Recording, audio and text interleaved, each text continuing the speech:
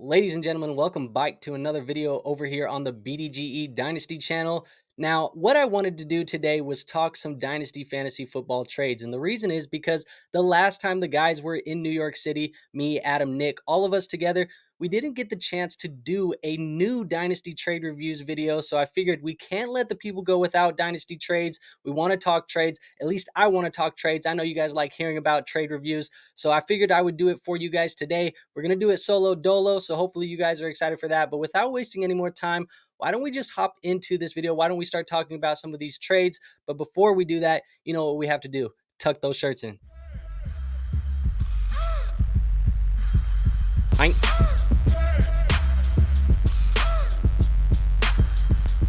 All right, so let's look at this first trade right here. We do have a trade between Felipe Brina and Guerin on this trade. So it's going to be a 12-team super flex tight end premium and a start 10. And they told us that the 105 turned into Jaden Daniels. So what we have here is Kyler Murray for Jaden Daniels. This is a nice and easy trade for me to start this off because I am going to prefer the Kyler Murray side. I think when you look at what Jaden Daniels, what we want him to be at the NFL level, Kyler Murray is probably an 80 to maybe even a 90th percentile outcome for what we want Jaden Daniels to become. So if you are not a rebuilding team that needs to buy some youth, and keep in mind, Kyler Murray isn't necessarily an old quarterback anyways, but if you need to have a couple more younger years, I understand maybe wanting to go with Jaden Daniels, but for 90% of teams, I think Kyler Murray makes the most sense. And this is going to be a guy who over his career has been scoring a massive amount of fantasy points per game,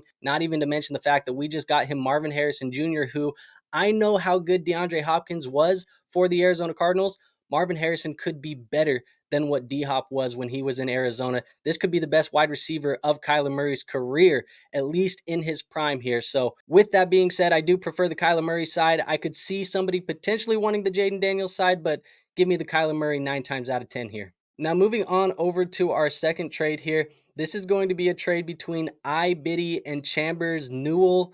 This is going to be a 12-team Superflex best ball scoring, full PPR, a 2-point tight end premium. And Biddy told us that Bryce Young was his quarterback 3 in this format. He said he still has Brock Purdy, Jared Goff, Geno Smith, and Bo Nix on his roster. So to me, that kind of even sounds like maybe Bryce Young, yeah, he probably has the edge for QB3, but you had 5 guys here that could be starting quarterbacks throughout the entire year of 2024.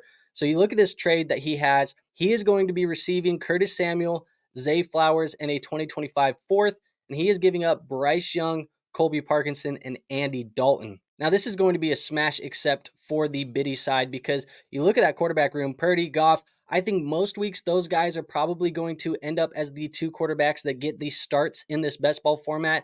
Then you have guys like Geno and Nix where we can plug them in. They're going to find their weeks where they end up being the guy. So Bryce Young, even though I think he was the better of the 3 guys that we mentioned between Bryce, Geno, and Nix, I do see the advantage to getting off of him. And you get a guy like Zay Flowers, who I think Zay Flowers is going to take a step forward in year 2. I think Zay can be a really legitimate wide receiver 2 for our Dynasty Fantasy Football rosters. And Curtis Samuel, who in a best ball format is going to have a lot of value as well because that wide receiver room there in Buffalo is pretty ambiguous. You're going to be able to see a couple guys who are going to have big weeks, obviously being paired with Josh Allen. And I do think that there is a legitimate chance that Curtis Samuel could be the target leader in this wide receiver room, at least throughout the first half of the year, maybe even the entire year here in 2024. So that is a sneaky throw in this deal as well. I think most leagues, it's going to be a tough conversation to get the Zay Flowers manager to give you Zay for Bryce Young. Maybe in this 12-team type of format where you have the luxury, maybe he needed QB. I get it. But this feels like it is a smash except for the guy getting Zay Flowers. And yes, there are other assets thrown in, Andy Dalton, Colby Parkinson. They don't matter to me. I'm not a big fan of Colby Parkinson. I don't necessarily think that he has a clear pathway to opportunity here in 2024. Maybe he gets a chance, maybe not. But I also think that there's guys like Davis Allen who could find his way into the starting receiver, tight end type of role there in Los Angeles. And then Andy Dalton, he's just going to be the handcuff to Bryce Young in a best ball format. So give me that Zay Flowers. Give me that Curtis Samuel side. This is a good trade for you, Biddy. Now, trade number 3 here. This is a trade between Jack A04 and Off the Stiz. And this is going to be a 10-team, 2-quarterback, tight end premium, and start 10.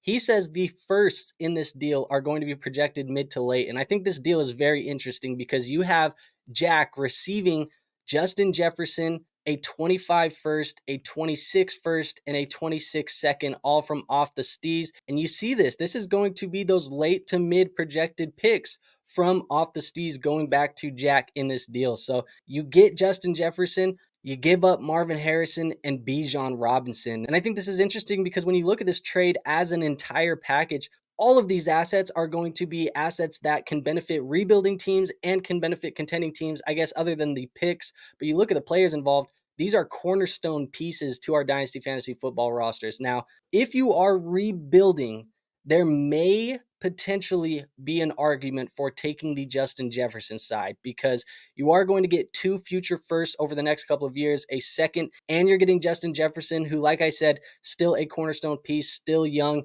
is probably going to be a valuable piece for you even in 2 more years because he is going to be that dominant of a wide receiver. Now, Marvin Harrison Jr., if he goes out and has a dominant rookie year, we could be having a conversation about him as the Dynasty wide receiver 1 there in the conversation with Justin Jefferson. So it is risky. You also give a guy in Bijan Robinson who is probably going to be the consensus RB1 in Dynasty Fantasy Football after this season, if he's not already. I think he probably already is at this point. So it is a very risky deal. I think if you were going to rebuild, I would much rather not give away my Marvin Harrison and my Bijan Robinson. But I think if you are a contending roster, it's still probably something that I'm not doing either because you're giving away an RB1 in a deal where you're getting multiple first round picks. I'm just having a hard time with this deal where I'm finding the light at the end of the tunnel. I think maybe it's more of a get your guy type of thing, but if I had to make a selection for a side that I want in this deal,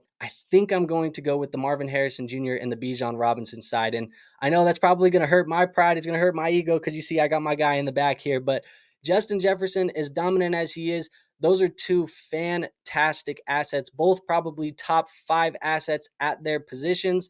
And both of them are going to be top 10, probably top 15 dynasty assets as a whole, if you're accounting for the quarterbacks, the running backs, the tight ends, all of that. So I think this is a deal where I lean the Marvin Harrison and the Bijan Robinson side. Obviously, you're going to be getting the Justin Jefferson and the 2 first, so you still have some flexibility there as well. I don't think anybody loses really, but I do prefer the Marvin Harrison and the Bijan side. Moving on to trade number 4 here. This is a trade between Blue Jitters and Mark Poirier.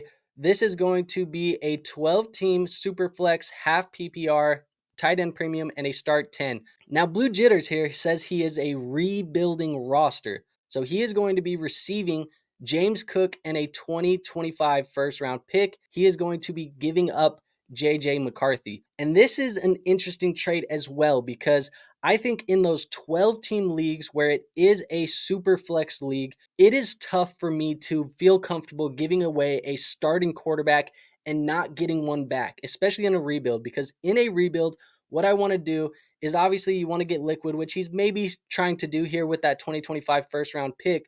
But the first position that I really want to start building and setting the foundation for my Dynasty Fantasy Football rebuild is going to be at that quarterback position. So getting a guy like JJ McCarthy and trading him away, this feels like something that I necessarily wouldn't be doing, especially because one of the pieces I'm getting back is a running back in James Cook, who in a year or 2 years from now, you probably don't really even want him on your roster in this type of rebuild. Now, there is a chance that you get a guy like James Cook, you end up trading him away and you go get a different piece. Maybe you can find another 2025 first round pick for James Cook. Might be a little bit unlikely, but maybe you can get it done.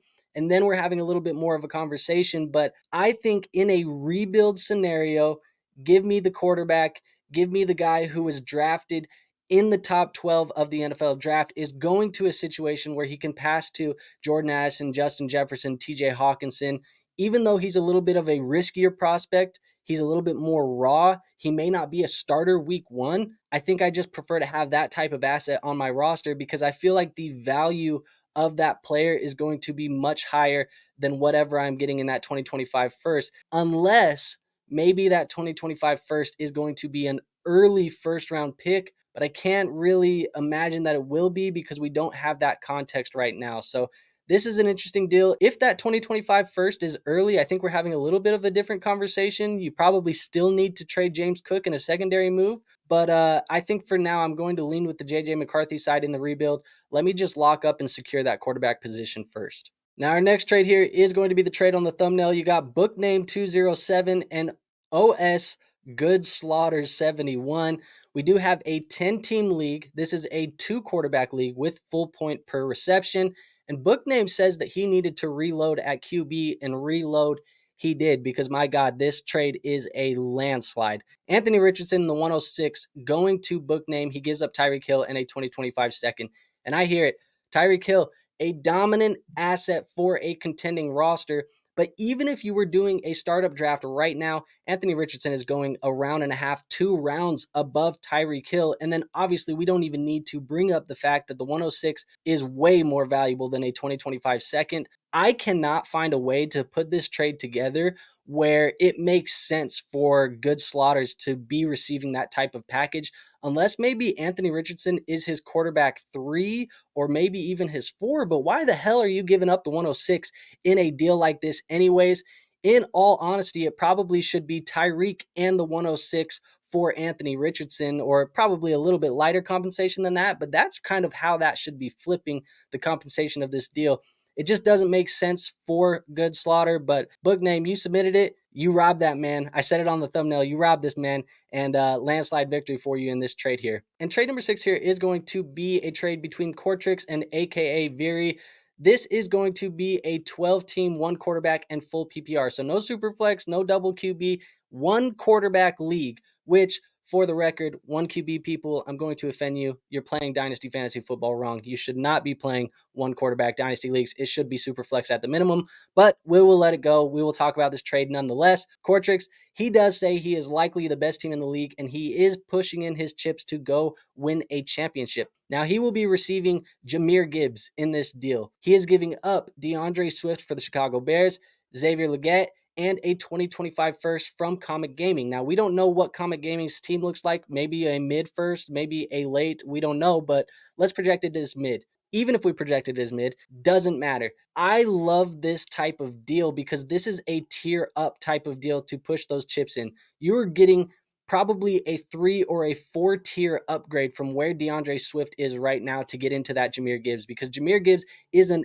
S tier type of running back for our dynasty rosters. He has been dominant down the stretch. He was dominant down the stretch in 2023. I expect him to be dominant again in 2024. And you have Xavier Legette where you have to throw him in there, the 25 first. This is collateral. This is the collateral that you have to pay to move into that tier, and I am okay paying that to get into that tier. Now, if you are Viri here, maybe this is a deal where you're like, let me get a couple assets and down tier from my Jahmyr Gibbs. Maybe you're a big believer in DeAndre Swift. I probably would have liked to see you get some better assets than Xavier Legette and DeAndre Swift, but it is what it is.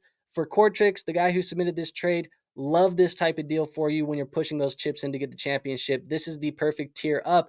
And in a 1-quarterback league, this isn't that expensive of compensation to go get a guy like Jahmyr Gibbs. Now let's move on to trade number 7 here. This is going to be a trade between OP DraftKings and Connor the Shark. It is a 10-team league, Superflex, full PPR, tight end premium, and a start 10 type of format. So OP DraftKings is going to be receiving Brock Purdy and a 2026 third round pick in this deal. He is going to be sending Deebo Samuel. Now, this feels like highway robbery for a quarterback, and I know this is going to be a 10-team league, so the value of the quarterback is a little bit less, but we look at Brock Purdy and we look at where he's valued in dynasty leagues right now, in dynasty rankings, and we look at where Deebo Samuel is valued. You have to side with the Deebo Samuel side, even if having a guy like Purdy isn't a massive difference maker in a 10-team league.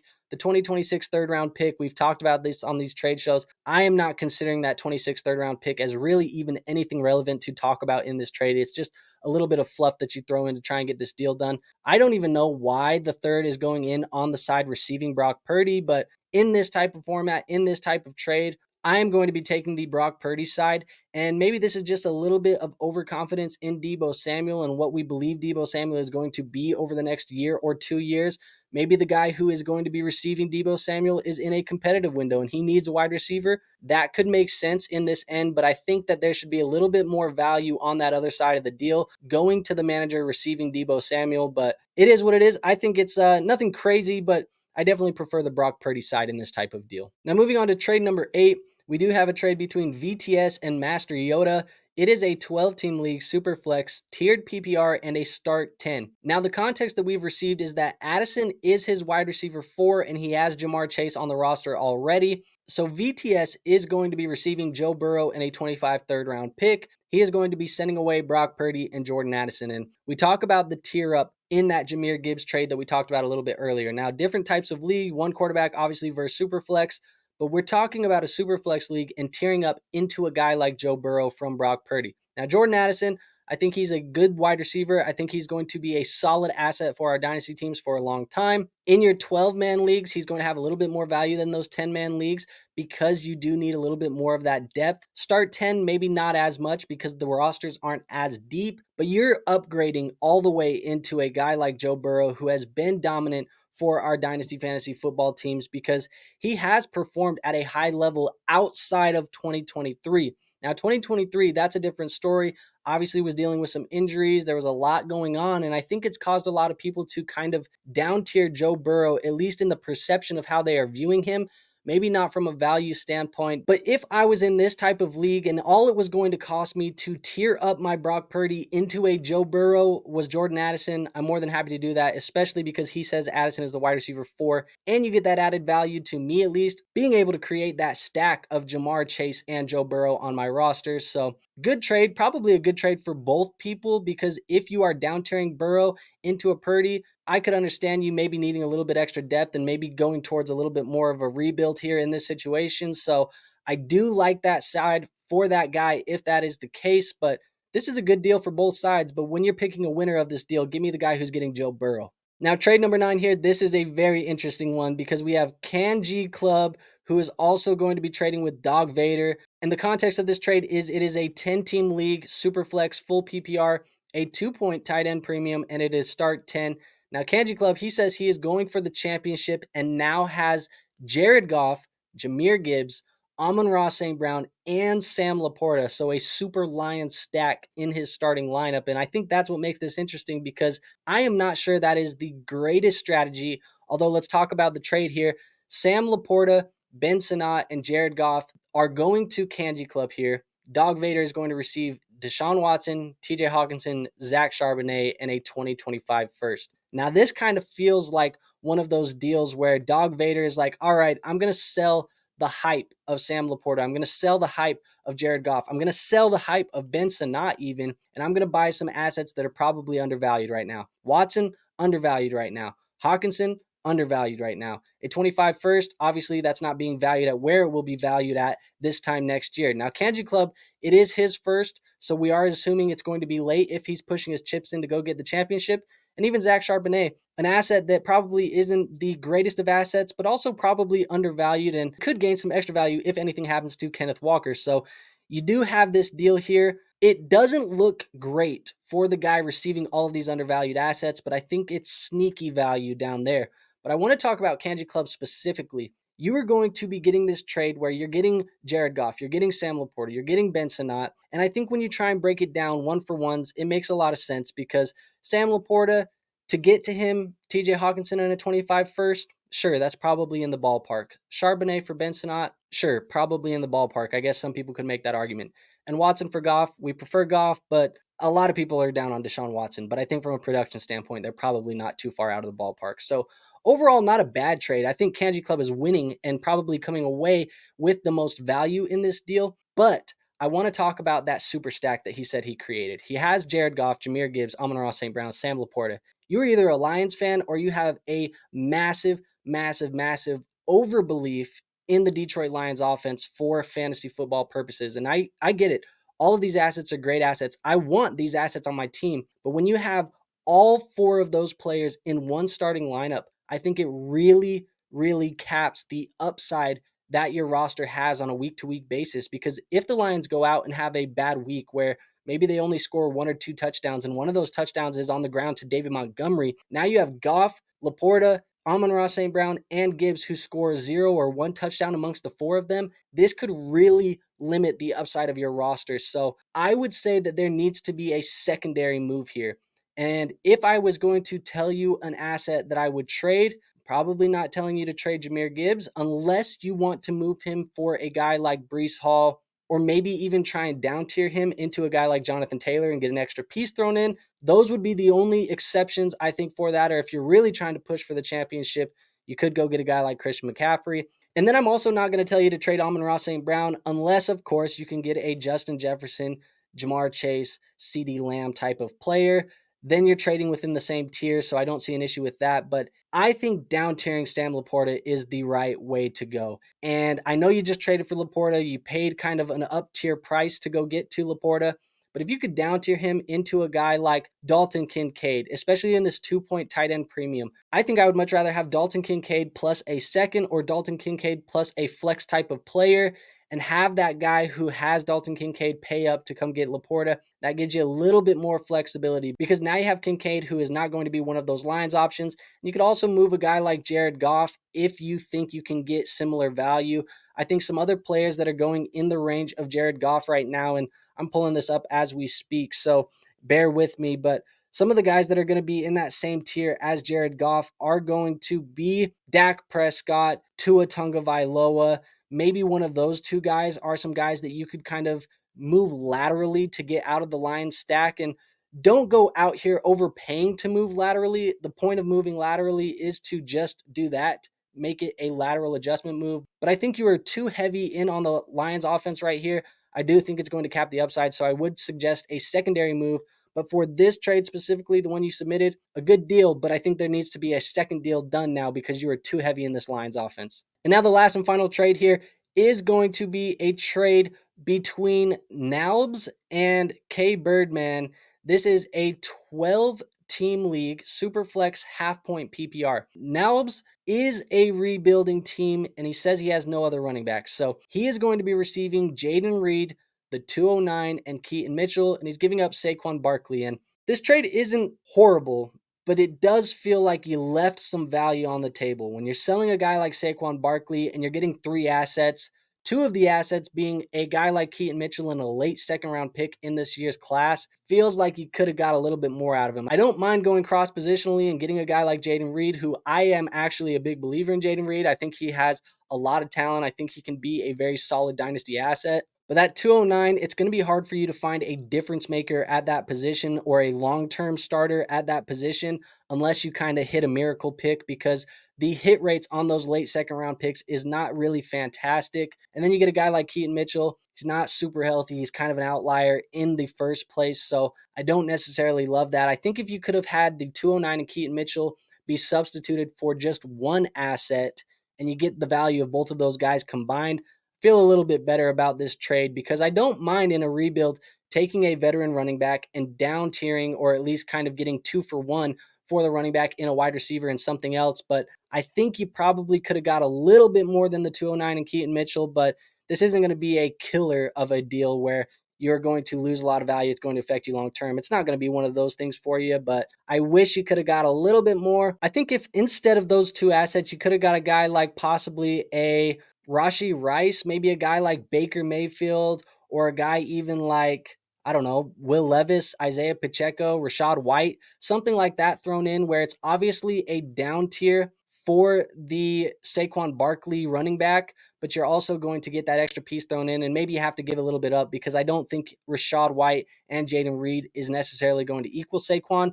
But I think a deal like that makes a little bit more sense, because when you are kind of trading away that one elite asset and you are going to be receiving multiple assets, I typically don't like being the guy that's getting 3 or 4 or sometimes even 5 assets for my one elite asset. Typically, that doesn't really ever pan out. If I'm selling off, I want to get 2 assets at maximum, because that means I'm getting 2 solid pieces for my one great piece. So that's kind of what I would rather do, but Keaton Mitchell, 209, they're just not doing it for me in this type of deal, but I do like Jaden Reed. I see the vision. I don't really love the execution here. Now, that is all I have for you guys today. So if you did enjoy the video, you do like Dynasty trade reviews, go ahead and hit that like button, subscribe. More group videos coming later on the channel this week. So Make sure you guys are tuned in for all of that. And maybe we'll do some more solo reviews on the weeks that we're not doing group reviews. But let me know if you guys like it. Yap at me in the comments down below. Check me out, the League FFB on YouTube. That's where I have a lot of my own personal stuff. You guys probably know that by now, but I'll see you around the YouTube space. Until then, peace out.